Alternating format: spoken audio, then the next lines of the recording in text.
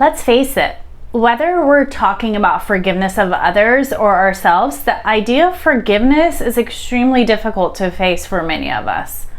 Self-forgiveness is letting go of the guilt and the shame and giving up the need to dwell on whatever happened that made you feel the way you're feeling.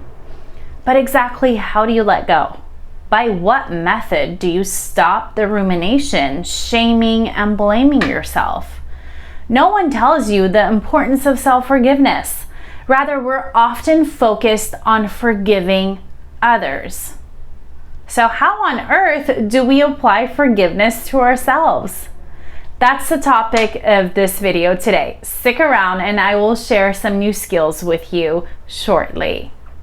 Welcome back to Thriving Woman, where you learn how to heal, grow, and thrive in all areas of your life. So why is self-forgiveness important? Self-forgiveness will be beneficial for your mental health, your physical health, and your relationship, all your relationships.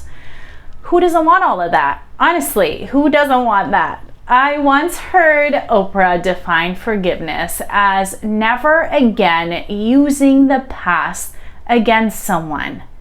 Likewise, self-forgiveness is about never again using your fallen moments against yourself. Rather, it's committing to doing your own heart work, letting go of negative ruminations, and looking within without shame or blame.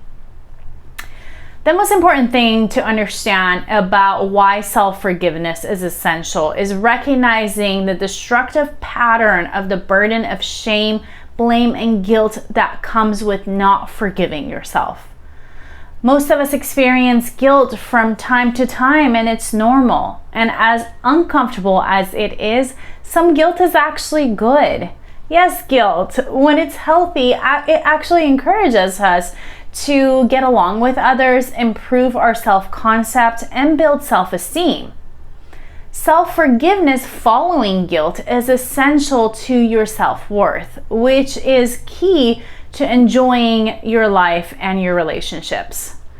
But when that guilt turns to shame, blame, and other mental health issues, we need to look within and learn how to forgive and release. Forgiveness is a tool with which we face what we've done in the past, acknowledge our mistakes, and truly learn how to grow and move on from it. It doesn't mean that you condone or excuse what happened. It doesn't mean that you forget what happened. The truth is that there's a season for our suffering and regrets. We have to experience that in order to grow. But the seasons end. The world moves on. And we need to move on with it. That sometimes is a harsh pill to swallow, but it's the truth. We can't continue to simmer and relive the past situation when there's nothing that can be done to change the past. And the only thing left is learning and growing, and then eventually learning how to thrive. If you've stayed and listened so far, perhaps it's because it's time to extend yourself a little more mercy, a little more love and grace, and practice more self-forgiveness. If so, I invite you to reflect on these questions as you journal your thoughts about what you need to forgive yourself for.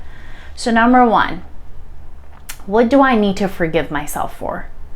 Number 2, how will doing so help me learn to grow and be more wholehearted in my interactions and my relationships in my life? How will it cost me if I don't forgive myself? Leave a comment with questions and suggestions of what would be beneficial on your healing journey. Schedule a discovery call with me if you want to learn more about your emotions, about forgiveness, and don't forget to hit that like button, subscribe, and hit the bell so you can be notified for future videos. And as always, don't forget to be kind to yourself and all those around you. Much love.